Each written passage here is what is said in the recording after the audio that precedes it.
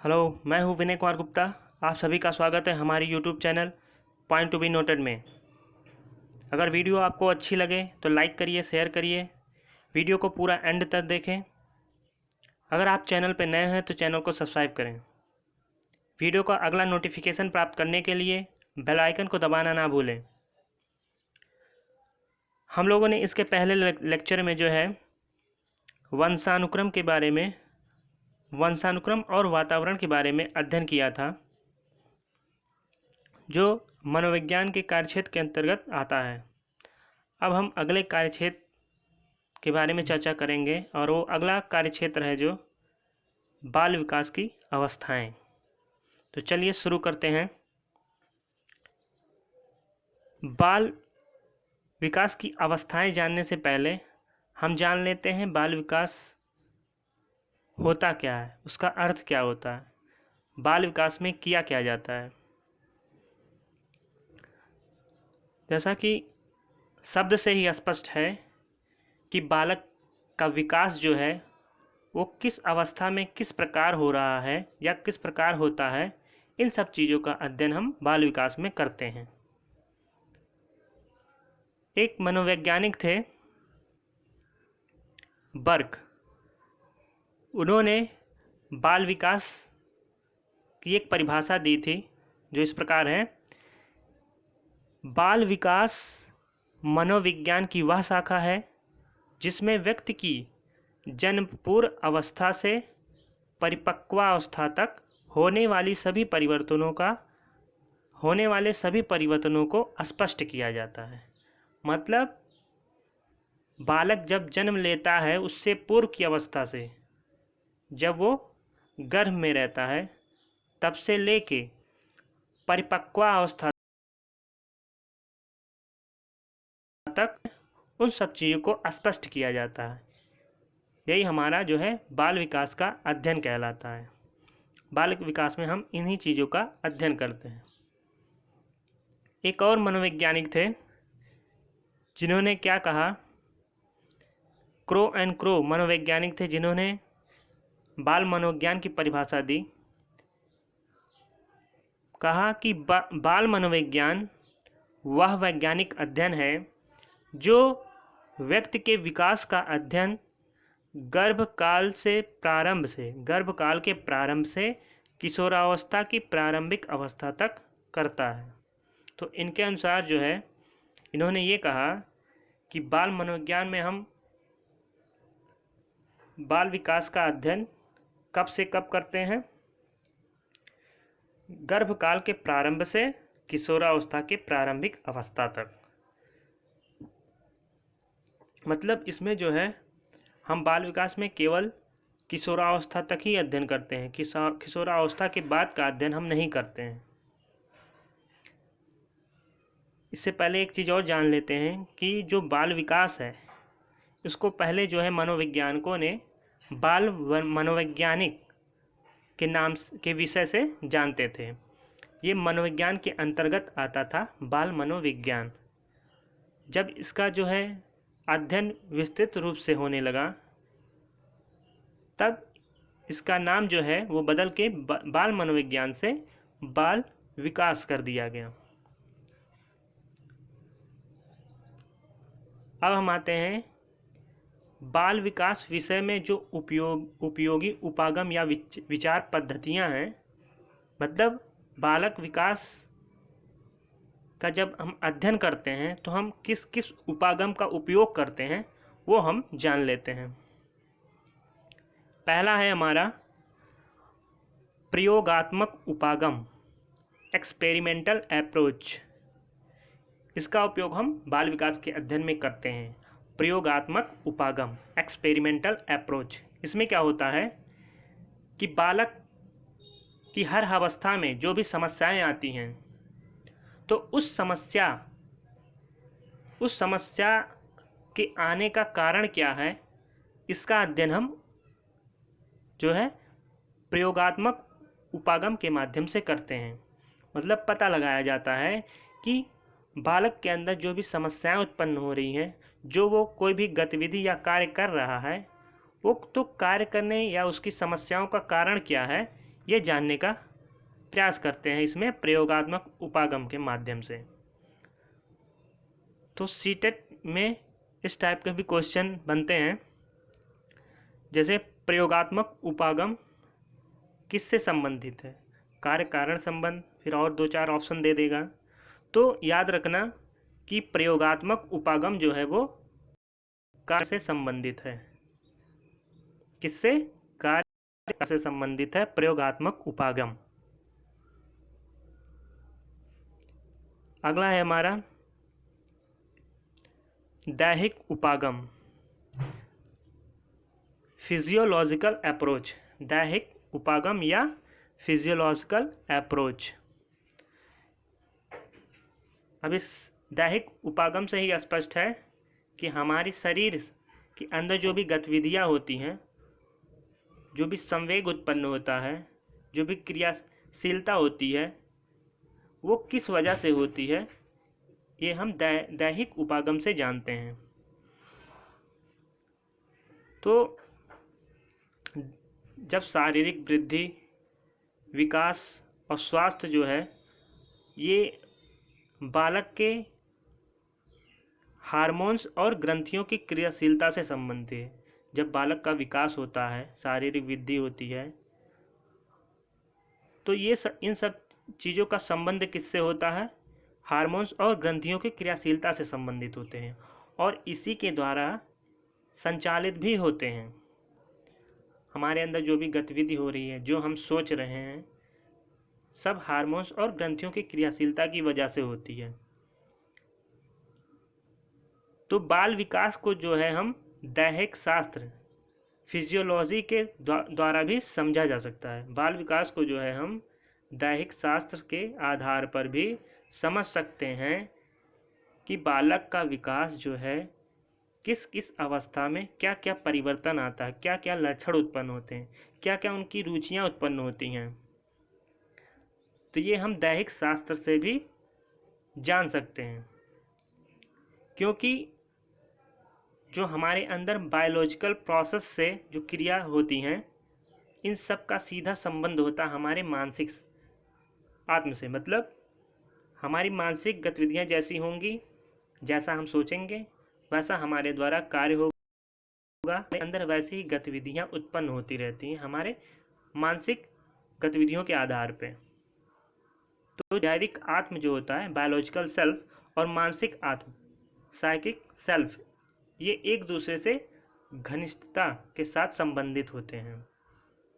तो दैहिक उपागम का भी उपयोग हम बाल विकास के अध्ययन में करते हैं।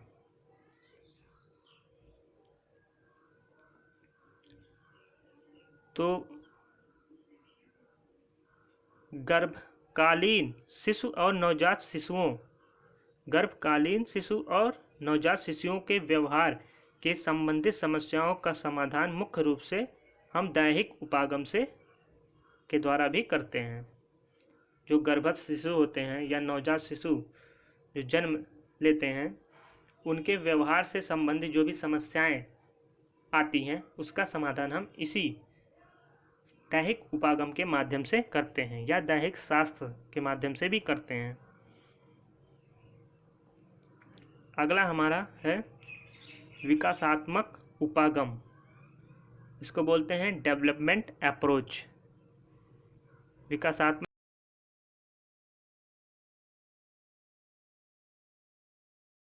किया तो इसमें क्या होता है, जब बालक एक अवस्था से नई अवस्था में जाता है तो उनमें कुछ वृद्धियां होती हैं, उनमें कई सारे लक्षण उत्पन्न होते हैं और उनमें कई सारी रुचियां देखने को मिलती है। तो इन सब चीज़ों को जानने के लिए कि उसका जो विकास हो रहा है कितनी मात्रा में हो रहा है या किस दर से हो रहा है, और उसमें कोई विशिष्ट लक्षण जो उत्पन्न हो रहे हैं, तो उसको जानने के लिए हम किस अप्रोच का उपयोग करते हैं? डेवलपमेंट अप्रोच, विकासात्मक उपागम का उपयोग हम करते हैं। जब बालक होते हैं, उनके अंदर जब कुछ नए लक्षण उत्पन्न होते हैं, कुछ रुचियां उत्पन्न होती हैं, कुछ अलग उनमें गतिविधियाँ होती हैं, कुछ विशिष्ट लक्षण दिखाई देते हैं। तो इन सब चीज़ों का अध्ययन करने के लिए विकासात्मक उपागम का उपयोग करते हैं हम बाल विकास में। अगला है हमारा व्यक्तित्व संबंधी उपागम।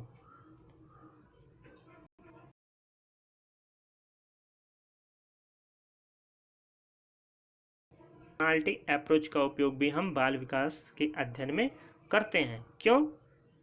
क्योंकि हम देखते हैं एज के होते हैं, उनमें ये देखने को मिलता है कि उनका जो विकास होता है वो अलग अलग तरीके से होता है।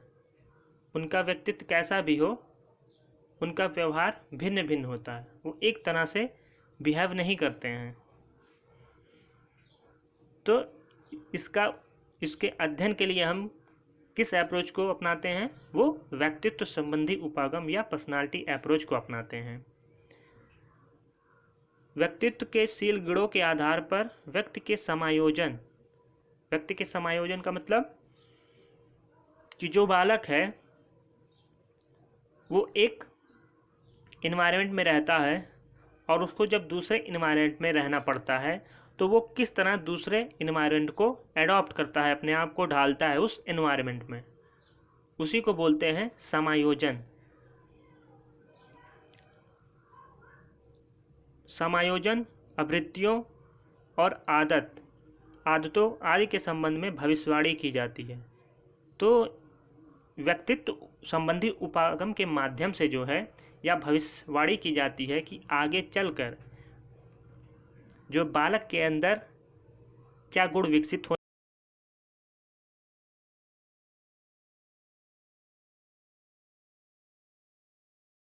होने वाले हैं। व्यक्तित्व उपागम का भी बहुत ही उपयोग है बालक के बारे में जानने के लिए।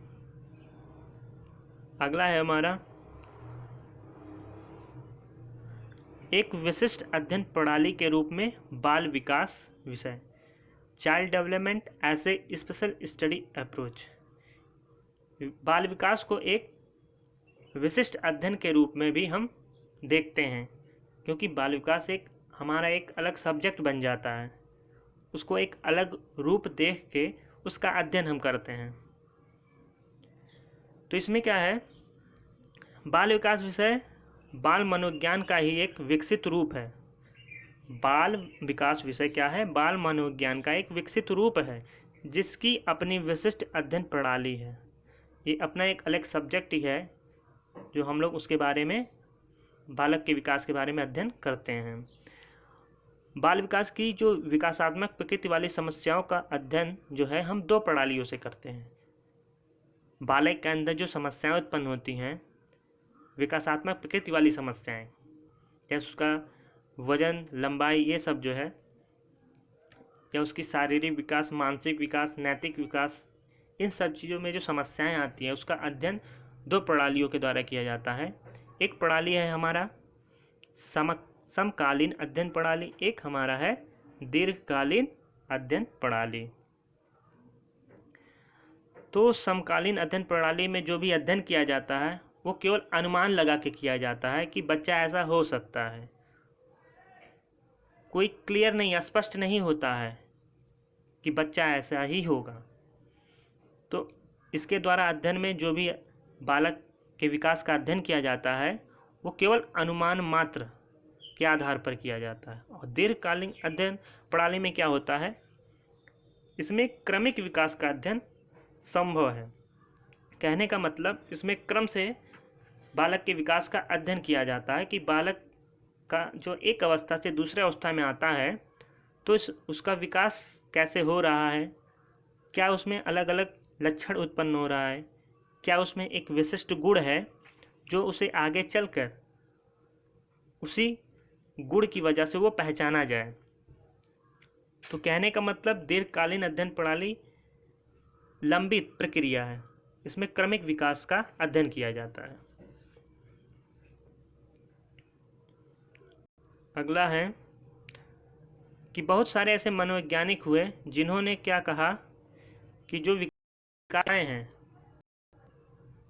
उनके द्वारा अवस्थाओं को अलग गया। तो उनमें एक वैज्ञानिक थे सैले। सैले मनोवैज्ञानिक ने विकास की अवस्थाओं को कितने भागों में बांटा है?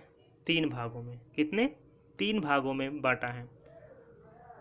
पहली हमारी है शैशवावस्था, जिसको बोलते हैं इन्फेंसी, शैशवावस्था या इन्फेंसी। दूसरी हमारी अवस्था है बाल्यावस्था, जिसको बोलते हैं हम चाइल्डहुड। तीसरी अवस्था है हमारा किशोरावस्था, जिसको बोलते हैं एडोलेसेंस।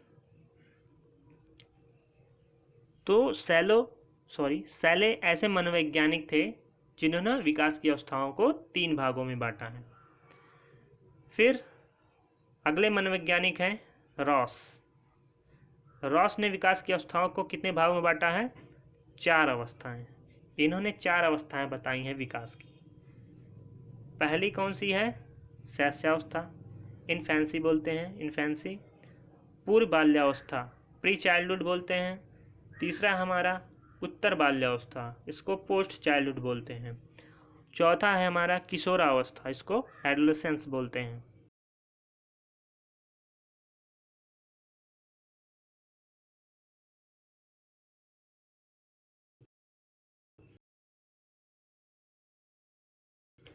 सात अवस्थाओं में बांट दिया। इन्होंने क्या कहा कि विकास की 7 अवस्थाएं होती हैं। इन्होंने 7 अवस्थाएं बांट दी, जिनमें जन्म से पूर्व की अवस्था भी गिनाई गई। इन्होंने जन्म से पूर्व की भी 3 अवस्था गिनाया है, जिसकी वजह से इनकी विकास की अवस्थाएं 7 हो जाती हैं। तो जन्म से पूर्व की 3 अवस्थाएं कौन कौन सी हैं? जन्म से पूर्व की 3 अवस्थाएं, पहली है अंकुरण अवस्था। जब माँ के गर्भ में निषेचन स्टार्ट होता है तो उस टाइम की अवस्था को क्या बोलते हैं? अंकुरण अवस्था। और यह अवस्था की अवधि क्या होती है? गर्भाधान से 2 सप्ताह तक। 0 से 2 मतलब गर्भाधान से 2 सप्ताह तक होता है अंकुरण की अवस्था। दूसरा है हमारा भ्रूण अवस्था, एम्ब्रायोनिक पीरियड। एम्ब्रायोनिक पीरियड भ्रूण अवस्था को बोला जाता है। इसकी अवधि क्या होती है? 3 से 24 सप्ताह तक। 3 सप्ताह से 24 सप्ताह तक होती है भ्रूण अवस्था। फिर तीसरा होता है भ्रूण की अवधि। भ्रूण की अवधि का मतलब हुआ कि भ्रूण अवस्था से लेके जब तक उसका जन्म नहीं होता, जन्म से पूर्व की अवस्था तक भ्रूण की अवधि होती है। मतलब बच्चा उस अवधि में विकास होता है, उसके हाथ, पैर, सिर, इन सब चीज़ों का धीरे धीरे विकास होता है भ्रूण की अवधि में। और इसकी अवधि जो होती है 24 सप्ताह से जन्म तक होती है। मतलब जन्म से पूर्व तक 24 सप्ताह से लेके जन्म से लेने से पूर्व की अवस्था तक जो होती है भ्रूण की अवधि होती है। और जन्म के बाद की 4 अवस्थाएं जो हम लोग ऊपर ही पढ़ चुके हैं, शैशवावस्था, इन्फेंसी, ये 0 से 2 वर्ष होता है। ये तकनीक की दृष्टि से 0 से 2 वर्ष मानते हैं शैशवावस्था को। वैसे शैशवावस्था जो होता है वो 0 से 5 वर्ष माना जाता है। अगला है पूर्व बाल्यावस्था, प्री चाइल्डहुड, ये होता है 3 से 6 वर्ष। अगला है उत्तर बाल्यावस्था, पोस्ट चाइल्डहुड, ये होता है 6 से 12 वर्ष तक। 6 से 12 वर्ष तक। चौथा है किशोरावस्था, एडोलेसेंस, ये होता है 12 से 18 वर्ष।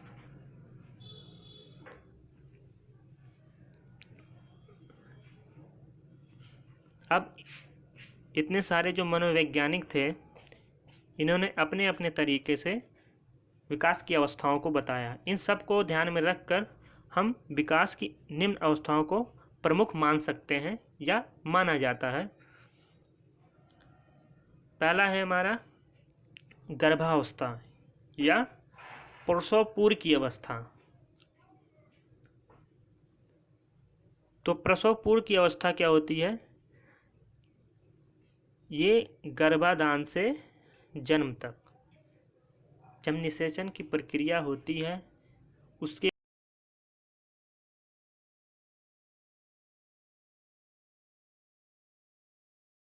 बाद है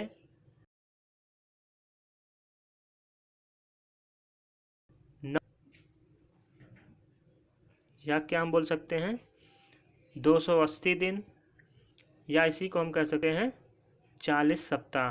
तो ये तीनों चीज़ याद रखिए कि गर्भावस्था की अवधि क्या होती है, कितनी होती है। तो गर्भावस्था की अवधि होती है 9 माह 10 दिन, या 280 दिन, या 40 सप्ताह। अगला है शैशवावस्था। तो शैशवावस्था जन्म से, वैसे जनरली जो है जन्म से 5 वर्ष माना जाता है शैशवावस्था को जन्म से 5 वर्ष माना जाता है, लेकिन तकनीक की दृष्टि से इसे 0 से 2 वर्ष माना गया है। 0 से 2 वर्ष, तो इस तरह इसकी अवधि क्या हो गई, लगभग 5 वर्ष मानी जाती है। अगला है हमारा बाल्यावस्था। बाल्यावस्था जो होती है उसकी 6 से 12 वर्ष तक मानी जाती है। बाल्यावस्था जो है 6 से 12 वर्ष मानी जाती है। इसमें जो है 2 अवस्थाएं आती हैं। एक होती है पूर्व बाल्यावस्था। तो पूर्व बाल्यावस्था को 3 से 6 वर्ष माना जाता है। पूर्व बाल्यावस्था को 3 से 6 वर्ष मानी जाती है, और उत्तर बाल्यावस्था को 6 से 11 या 12 वर्ष तक मानी जाती है उत्तर बाल्यावस्था को। तो अवधि क्या हो गई, 6 वर्ष। तो जब भी क्वेश्चन आएगा तो ध्यान से पढ़ के उसको सॉल्व करिएगा। या तो ये दिया रहेगा कि बाल्यावस्था 6 से 12 वर्ष ऑप्शन में रहेगा, या तो अगर पूर्व बाल्यावस्था पूछेगा तो 3 से 6 वर्ष रहेगा, और उत्तर बाल्यावस्था पूछेगा तो 6 से 11 या 12 वर्ष दिया रहेगा। तो ये सब चीज़ें ध्यान में रख के चलिए, कुछ भी पूछ सकता है। अगला है किशोरावस्था। इसको कब से कब माना जाता है, 12 से 18 वर्ष। 12 से 18 वर्ष किशोरावस्था को माना जाता है। इसको भी, इसके अंदर भी 2 हैं। उसको एक होता है पूर्व किशोरावस्था, जिसको 12 से 18 वर्ष माना गया है पूर्व किशोरावस्था को, और अगला है उत्तर किशोरावस्था, इसको 18 से 21 वर्ष माना गया है। तो ये सब चीज़ें याद रखिए। और किशोरावस्था की अवधि क्या होती है, लगभग 6 वर्ष।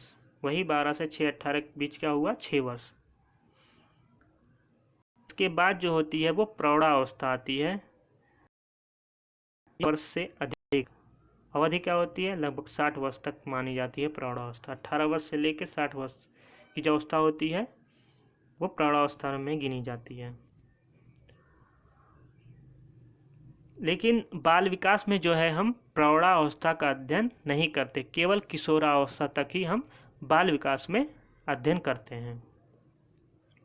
धन्यवाद। वीडियो कैसी लगी लाइक करिए, शेयर करिए। अगर आप चैनल पर नए हो तो चैनल को सब्सक्राइब करें। वीडियो का अगला नोटिफिकेशन प्राप्त करने के लिए बेल आइकन को दबाएं। अब हम अगले लेक्चर में जो है सभी अवस्थाओं का एक एक करके हम अध्ययन करेंगे, जिसमें पहला होगा हमारा शैशवावस्था। तब तक के लिए धन्यवाद। जय हिंद, जय भारत, वंदे मातरम।